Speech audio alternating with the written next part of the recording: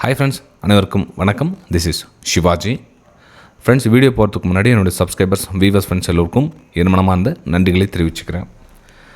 நம்மளுடைய சேனல் பார்த்திங்கன்னா சைக்காலஜிக்கு ஒரு முக்கியமான ஒரு சேனல். அது எல்லாருக்கும் தெரியும். நம்ம ஸ்ட்ராட்டஜி பற்றி அதிகமாக பேசுகிறதில்ல.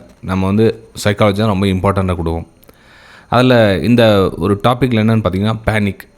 இந்த பேனிக் எங்கெங்கே நடக்குது அப்படின்னு பார்த்தீங்கன்னா எல்லா சுச்சுவேஷன்லேயும் பேனிக் இருக்குது. அதாவது நீங்கள் ஒரு என்ட்ரி எடுத்து எக்ஸிட் ஆகிற வரலும், அந்த என்ட்ரி எடுத்து ஸ்டாப் லாஸ் மூலிமா எக்ஸிட் ஆனாலும் சரி, அல்லது டார்கெட் மூலிமா எக்ஸிட் ஆனாலும் சரி, மொத்தத்தில் நம்ம பொசிஷன் வர்றதுக்கு முன்னாடியிலேருந்து வந்து ட்ராவல் பண்ணுற தூரத்துலேருந்து எக்ஸிட் ஆகிற வரலும் பார்த்திங்கன்னா அந்த பேனிக் தொத்திக்கிட்டே இருக்கும். ரைட், ஓகேங்களா? ஸோ இந்த பேனிக் கண்ட்ரோல் பண்ண முடியல அப்படின்னா என்னென்னாவும் எமோஷ்னல்ஸ், ஓவர் ட்ரேடிங், பிளாப்லா ஒன்றுனா அது பின்னாடி தொத்திக்கிட்டே வரும். அப்போது உங்கள் கேபிட்டலில் மொத்தம் என்ன ஆகும்? இந்த பேனிக்கோடு நீங்கள் பேலன்ஸ் பண்ணல, பேனிக் நீங்கள் சரியாக பயன்படுத்தலை அப்படின்னா அதனுடைய டார்கெட் என்ன சொன்னால் உங்களுடைய கேபிட்டலில் வாஷ் அவுட் பண்ணும். அதாவது நீங்கள் எவ்வளோ காசு வச்சுருந்தாலும் அந்த காசை கிளியர் பண்ணும். அதாவது அதனுடைய வேலை முடிச்சுட்டு போய்டும் உங்களை. ஸோ நம்ம அதுக்கு இடம் கொடுக்கக்கூடாது. அப்போ என்ன பண்ணணும் அப்படின்னா உங்களுடைய பிளானை தெளிவாக வச்சுக்கணும். அப்போ பிளான் இல்லாமல் நீங்கள் மார்க்கெட்டில் என்ட்ரி பண்ணுறீங்க, ஒரு எக்ஸிட் பண்ணுறீங்க அப்படின்னா கஷ்டம். அதே மாதிரி நீங்கள் என்ன பிளான் பண்ணீங்களோ அந்த பிளானை விட்டுட்டு வேறு ஏதாச்சும் பிளான் பண்ணுறீங்களா லைவ் மார்க்கெட்டில்.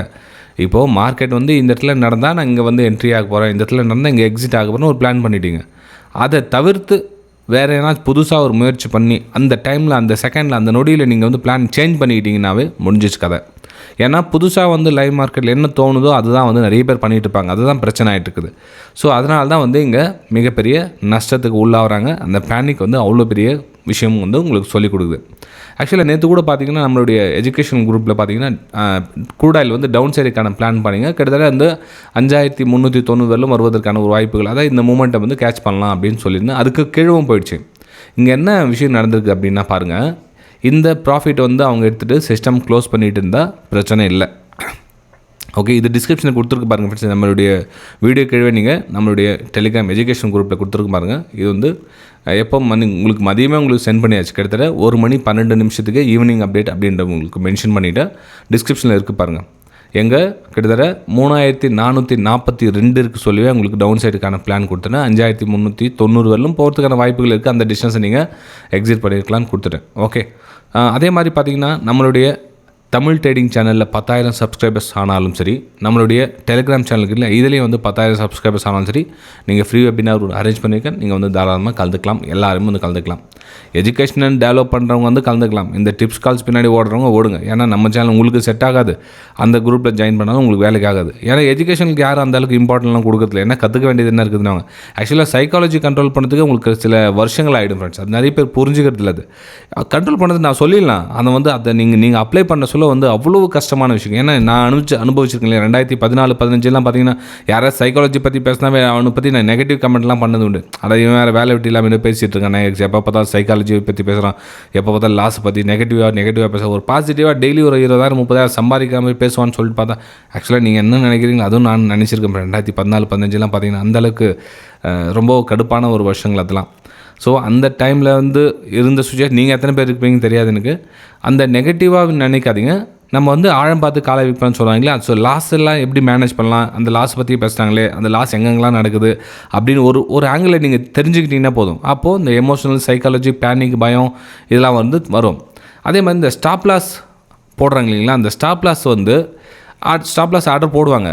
போட்டுட்டு நெக்லெஜன்ஸ் எப்படின்னா ஒரு 2 மாதம் 3 மாதம் நல்லா சூப்பராக ஒர்க் ஆகுது, நம்ம நல்லா ட்ராவல் பண்ணுறோம், நம்ம ஸ்டாப் லாஸ்லாம் அடிக்க மாட்டேங்குது, நமக்கு டார்கெட்டை மூவ் ஆகிட்டு இருக்குது அப்படின்னு என்ன பண்ணுவாங்க, ஒரு குறிப்பிட்ட ஸ்டேஜுக்கு அப்புறம் பார்த்திங்கன்னா அந்த ஸ்டாப் லாஸ் போட்டுக்கலாம், நம்ம ஸ்டாப் லாஸ் தான் அடிக்க மாட்டேங்குது அப்படின்னு நம்ம கொஞ்சம் நெக்லெஜன்ஸாக பண்ணுவாங்க. அது என்ன ஆகும் அப்படின்னா அவங்களுடைய கேபிட்டலில் மொத்தம் வைப் அவுட். அதாவது ஒரு 3 மாதம் சக்ஸஸ்ஃபுல்லாக போவாங்க, 4 மாதம் சக்ஸஸ்ஃபுல்லாக போவாங்க. ஸோ 5ஆவது மாதம் கொஞ்சம் ஏனோ தோணுன்னு ட்ரேட் பண்ணுவாங்க. ஏன்னா அவங்களுக்கு ட்ரேடிங் வந்துடுச்சு அப்படின்ற ஒரு கான்ஃபிடன்ஸ். அப்போது அந்த கான்ஃபிடன்ஸ் வந்தவுடனே என்ன அந்த ஸ்டாப் லாஸ் போடாமல் இருக்கிறதுனால அந்த 4 மாதம் என்ன சம்பாதிச்சாங்களோ அது மொத்தமாக வைப் அவுட் ஆகிடும். ஸோ இந்த நெக்லிஜென்ஸ் மட்டும் இருக்கவே இருக்காது ஃப்ரெண்ட்ஸ். வாழ்க்கையில் நீங்கள் எத்தனை வருஷம்னா ட்ரேட் பண்ணுங்கள், எத்தனை வருஷம் ப்ராஃபிட்டில் கூட இருங்க. ஏன்னா இந்த வீடியோ பார்த்து சீனியர்ஸ், அதாவது என்னோட சீனியர்ஸ் இந்த வீடியோங்களை பார்த்துட்டு இருப்பாங்க ஒரு சிலர்.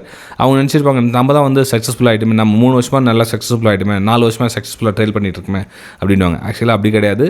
நீங்கள் எத்தனை வருஷமாக ட்ரேட்னாலும் பண்ணுங்கள். ஆனால் வாழ்க்கையில் ஒரு சின்ன மிஸ்டேக்ஸ் வந்து நீங்கள் எத்தனை வருஷம் நீங்கள் ட்ரேட் பண்ணிட்டு இருந்தாலும் அத்தனை வருஷத்துடைய கேபிட்டலும் வைப் அவுட் ஆகிறதுக்கான வாய்ப்புகள் இருக்குது. கொஞ்சம் கவனமாக எச்சரிக்கையாங்க. கேபிட்டலை ரிலீஸ் பண்ணுங்கள். இப்போ 100 ரூபா போட்டு நீங்கள் ஒரு 2 வருஷம் 3 வருஷம் ட்ராவல் பண்ணி ஒரு 150 ரூபா 200 ரூபா சம்பாரிச்சிட்டிங்க அப்படின்னா, ஸோ அந்த 200 ரூபாய் ரிலீஸ் பண்ணிட்டு திரும்ப 100லேருந்தே ட்ராவல் பண்ணுங்கள். ஏன்னா இந்த நம்ம எடுத்துகிட்டு போகிற கேபிட்டல்லேருந்து மார்க்கெட் நம்மளுடைய என்றைக்கு வேணாலும் மார்க்கெட்டுக்கு போயிடும் அப்படின்ற ஒரு இதோடு போங்க. அப்போ நம்ம என்ன பண்ண டேமேஜ் ஆகிடுச்சுன்னா கூட நம்ம சேவிங்ஸ் பண்ண கேபிட்டல் திரும்ப ட்ரேட் பண்ணுறதுக்கு பணம் வேணும். ஸோ இதை வந்து புரிஞ்சுக்கிட்டு ட்ரேட் எடுங்க ஃப்ரெண்ட்ஸ். ஓகே.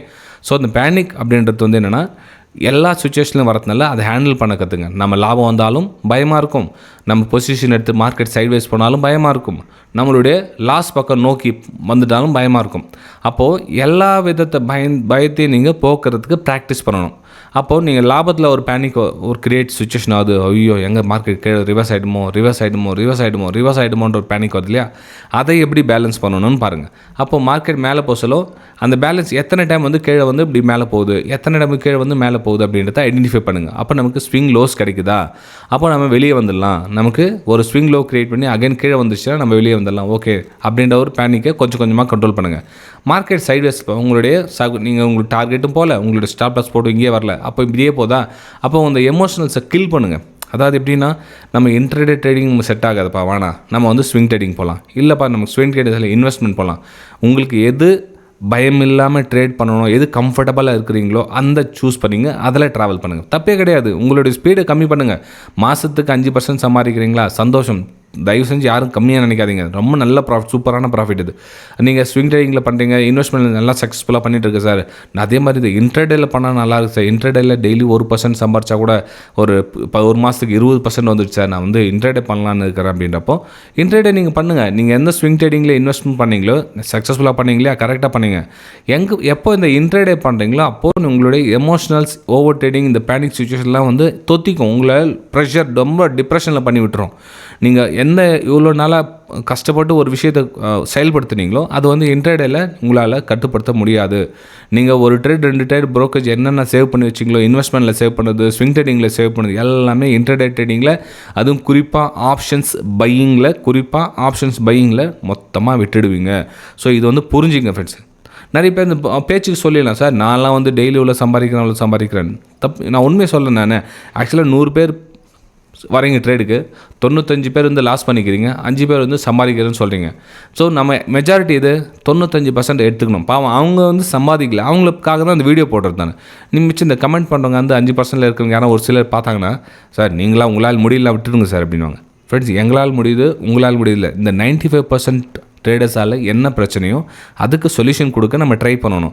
அவங்க புரிஞ்சுக்கிட்டு அதுலேருந்து ஒரு சிலர் வந்து அந்த புரிஞ்சுக்கிட்டு அந்த 5%க்குள்ளே வராங்க அப்படின்னா அதுக்கு உங்களுக்கு கிடைச்ச ஒரு மோட்டிவேஷன் தான். நீங்கள் அவங்கள இது சப்போர்ட் பண்ணலாம் இல்லையா. நான் அந்த நெகட்டிவ் கமெண்ட் பண்ணுறவங்களுக்கு சொல்கிற அந்த விஷயத்த. ஸோ அந்த நெகட்டிவாக வந்து யாரையும் என்னையும் சொல்லவில்லை, யாரையும் நெகட்டிவாக நினைக்காதீங்க. அடுத்த லெவலுக்கு நம்மளால் முடிஞ்ச உதவி அவங்களுக்கு என்னென்ன பண்ணலாம், அவங்களுக்கு அடுத்த லெவலில் கொண்டு போக முயற்சி பண்ணலாம் அப்படின்றத மட்டும் கொஞ்சம் ஃபோர்ஸ் பண்ணி எடுத்துக்கிங்கன்னா பெட்டராக இருக்கும். ஸோ இந்த பேனிக் சுச்சுவேஷனில் நீங்கள் தயவு செஞ்சு புரிஞ்சுங்க. அதே மாதிரி இந்த அப்டேட்லாம் பார்த்தீங்கன்னா கூட இந்த காலில் ஹோல்ட் பண்ணுவேன், புட்டில் ஹோல்ட் பண்ணுவேன் அப்படின்னு சொல்லுவாங்க. அதாவது இந்த நிஃப்டி வந்து பார்த்திங்கன்னா ஒரு கால் ஆப்ஷன் நல்லா ரேலி போயிட்டு இருக்குது, இப்போ வந்து கண்டிப்பாக அதோட ஹையை பிரேக் பண்ணணும். அதாவது இவங்களுக்கு என்ன தோணுதோ அது. அப்போ அந்த ஓவர் நைட்டில் ஹோல்ட் பண்ண சொல்ல, நான் சியில் ஹோல்ட் பண்ணியிருக்கேன் சார், நான் வந்து 50 லாட் ஹோல்ட் பண்ணியிருக்கேன், ரொம்ப பெரிய தொகை, கிட்டத்தட்ட வந்து 5 லட்ச ரூபா 10 லட்ச ரூபா ஹோல்டிங்கில் இருக்குது அப்படின்வாங்க. ஏன்னா 4-5 நாள் தொடர்ந்து ப்ராஃபிட்டில் வந்ததுனால என்ன பண்ணுவாங்க, ஸோ இந்த இடத்துல எனக்கு ஒன்றும் பிரச்சனை இல்லை சார், மார்க்கெட் கொஞ்சம் கீழே வரப்போது அவ்வளோதான், நான் சப்போஸ் வந்து ஸ்டாப் லாஸ் கட் பண்ணிக்கிறேன். ஃப்ரெண்ட்ஸ், ஓவர் நைட்டில் எது வேணாலும் நடக்கும். கிட்டத்தட்ட வந்து ஒரு 400 பாயிண்ட் 500 பாயிண்ட் கபாலும் கீழே வந்துச்சு, என்ன பண்ணுவீங்க?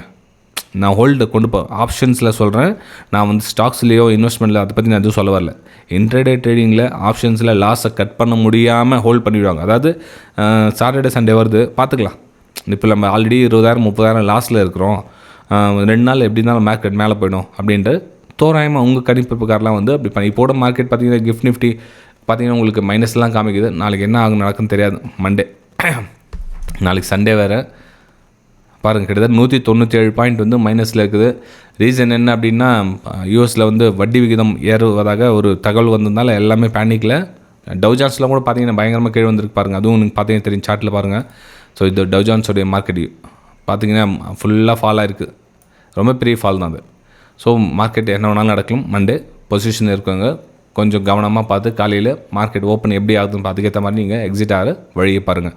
ஸோ இந்த பேனிக்கில் இதுவும் சுச்சுவேஷன் ஏன் நிம்மதி இல்லாமல் பழப்பு ஃப்ரெண்ட்ஸ். அதாவது நம்ம சம்பாதிக்கிற ஒரு 10,000 20,000 5,000 சம்பாதிக்கிறோம் அப்படின்னா நீங்கள் வந்து அதுக்காக 5 லட்சம் 10 லட்சம் ரிஸ்க்லாம் எடுக்க முடியாது. ஸோ பேனிக்கை கொஞ்சம் கம்மி பண்ணிங்க. பேனிக் இல்லாமல் ட்ரேட் பண்ண முடியாது. அது நான் ஃபுல் ரிலாக்ஸாக நான் வந்து மெசேஜ்லாம் பண்ணுவேன் டெலிகிராம் சேனலில். ஏன்னா அந்த ரிலாக்ஸ் எதுக்கான சின்ன ரிஸ்க். இப்போ ஒரு 5,000 10,000 ரிஸ்க் இருக்குது அப்படின்றப்போ ஒன்றும் பிரச்சனை இல்லை. ஏன்னா வந்து அது ரிகவர் பண்ணிக்குவாங்க. ஆனால் அதே 2 லட்சம் 3 லட்சம் வந்து ரிஸ்க் எடுத்து ட்ராவல் பண்ண சொல்ல எப்படி ரிலாக்ஸாக ட்ரேட் பண்ண முடியும்? பேனிக் கண்டிப்பாக இருக்கும். அது பேலன்ஸ் பண்ணணும் என்ன பண்ணணும், குவான்டிட்டி சைஸை பொசிஷன் சைஸை கொஞ்சம் கொஞ்சமாக குறைச்சிக்கணும். உங்களால் எவ்வளோ தாக்கு பிடிக்க முடியும், உங்களால் எவ்வளோ தூரம் வந்து அந்த தூரம் கொண்டு போக முடியும், அதை தான் வந்து ட்ராவல் பண்ணி ட்ரேட் எடுக்கணுமே தவிர என்னால் நான் 10 ட்ரேட் 20 ட்ரேட் 2 மாதம் சக்ஸஸ்ஃபுல்லாக பண்ணிட்டேன். இப்போ வந்து 1 லட்ச ரூபா ஒரு கேபிட்டல் ட்ரேட் பண்ணுறேன், 3 மாதம் சக்ஸஸ்ஃபுல் ஆகிட்டேன், இப்போ நான் வந்து 10 லட்ச ரூபா போட்டு பண்ணலாமா அப்படின்னா முடியாது. நீங்கள் என்ன பண்ணணும், 1 லட்ச ரூபாயிலிருந்து 1.5 லட்ச ரூபா கொண்டு போகணுமே தவிர 1 லட்ச ரூபாய் 10 லட்ச ரூபா பெரிய அமௌண்ட்டை போட்டு பண்ணக்கூடாது. ஓகேங்களா? ஸோ பேனிக்கில் இந்த மாதிரி விஷயம்லாம் இருக்குது, தெரிஞ்சுங்க. இந்த வீடியோ உங்களுக்கு பிடிச்சிருக்கு நம்புறேன். பிடிச்சிருந்தா உங்களுடைய லைக்ஸ் அண்ட் கமெண்ட்ஸை பதிவு பண்ணுங்கள். பிடிக்கலனாலும் பரவாயில்ல, நெகட்டிவ் இந்த மாதிரி விஷயம் நீங்கள் பேசுகிறீங்க அதனால் பிடிக்கல அப்படின்றதையும் கமெண்ட்டில் கேட்டு தெரிவிங்க. அதான் நெகட்டிவ் பண்ண தப்பு இல்லை, ஆனால் விஷயம் சொல்லிவிட்டு நெகட்டிவ் கமெண்ட் பண்ணிங்கன்னா பெட்டர் ஆகும். அதே மாதிரி பிடிச்சிருந்த விஷயத்தையும் இந்த விஷயத்துக்காக பிடிச்சிருக்குது அப்படின்றத பாசிட்டிவ் கமெண்ட்டும் பண்ணலாம் நீங்கள். ஓகே, சரி ஃப்ரெண்ட்ஸ்.